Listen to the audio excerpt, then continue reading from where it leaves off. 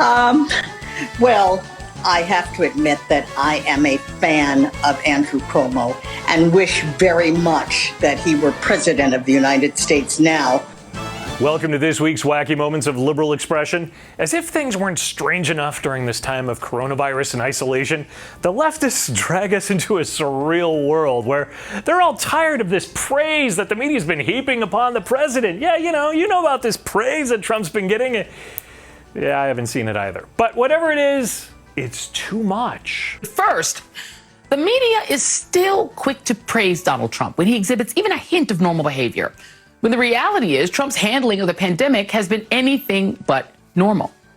He brought back the daily press briefings, which frankly the press had been hungry for, but instead of characters like Sean Spicer or Sarah Huckabee Sanders, it's Trump himself who's serving as his own communications director. Oh no, Trump's talking directly to the people. Well, they don't like that. Why? Well, it's because it's not who they want as president. How in the world do you cover that? Well, I have to admit that I am a fan of Andrew Cuomo and wish very much that he were president of the United States now, running a national battle against this virus.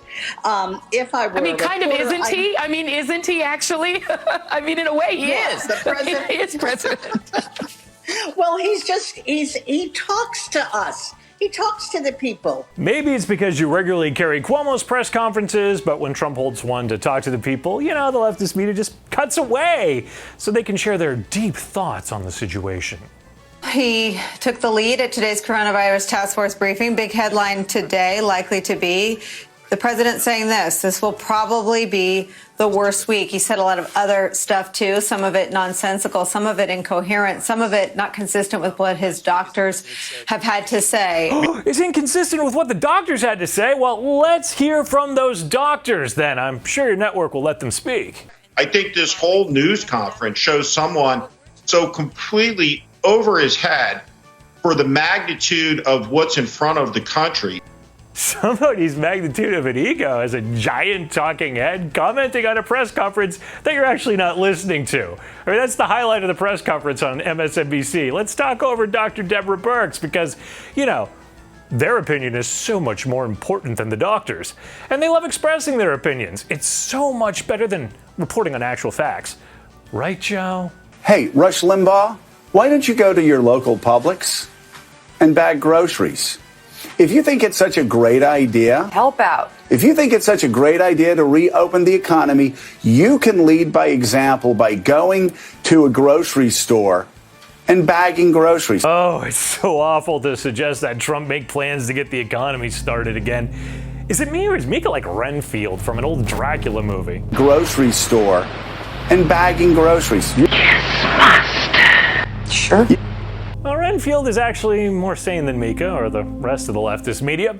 Chuck Todd this week was raving about how the coronavirus is good for socialism and Bernie Sanders. The Bernie Sanders ideas, the Bernie Sanders proposals may be meeting their moment at a time when there is an appetite for government to be more involved.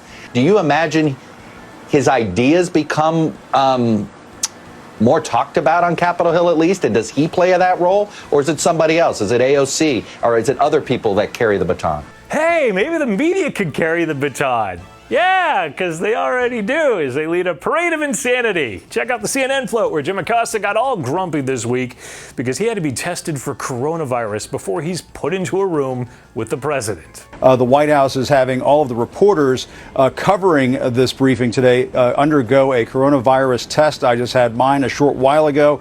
They gave me this fact sheet before giving me the test. We have not gotten the results back, and so the briefing, for this reason, I believe, has been pushed to 6 o'clock. Could be pushed later as we're all waiting for these results to come back in. But Wolf, the fact that we're getting a test doesn't really sit very well when we know so many Americans out there who need a test can't get one. Not sitting well with Brian Stelter is that no one stands up to Trump when he criticizes the media. And Stephanie Grisham did not stand up to him. No one really seems to stand up to the president when he attacks the media in this way. At least internally, no one stands up to him. Oh no, why won't somebody stand up for the leftist press? Over at CBS, they don't even know what country they're in. It's bad enough they used footage of a hospital in Italy when talking about coronavirus in New York last month. This is the main hospital in Bergamo, in Lombardy province. It's one of the most advanced hospitals in Europe. FEMA gave the state 400 ventilators. To that, he said this. But hey, why not repeat a mistake when it pushes a narrative? This past weekend, the same footage was used when talking about Pennsylvania. In Pennsylvania, cases are skyrocketing at the rate of 1,000 a day. When not busy using incorrect news videos, CBS also used some quality news time to promote some of its entertainment programming. Diane, are you microdosing again? No. Well, maybe. I don't know. Isn't Trump president? No. So it's Hillary. Yes. How long has she been?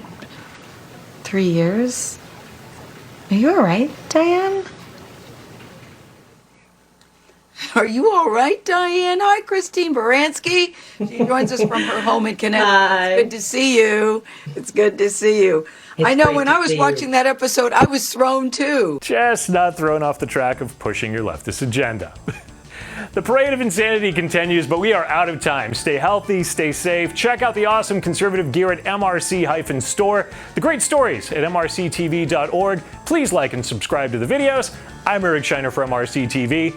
I'll be back with some more leftist media wackiness next week.